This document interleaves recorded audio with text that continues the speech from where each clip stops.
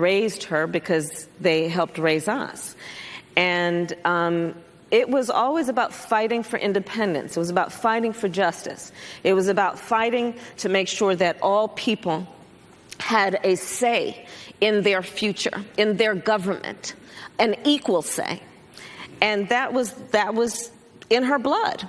And of course, that's what the civil rights movement was about, and the free speech movement. And there are some funny stories. I was just sharing with someone backstage.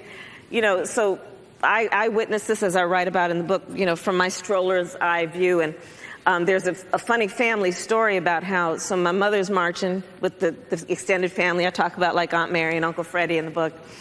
And she would tell the story about how, so they're marching.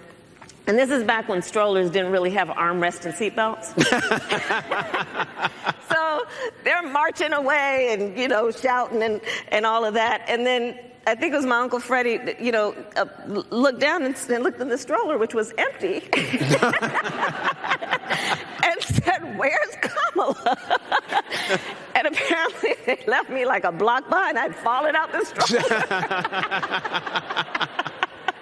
There you go.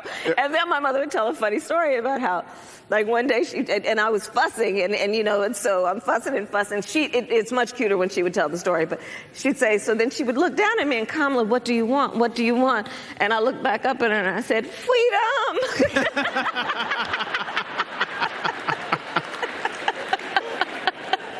I'm so glad you told that story on your own, because I was going to ask you, because I wanted to hear you say freedom.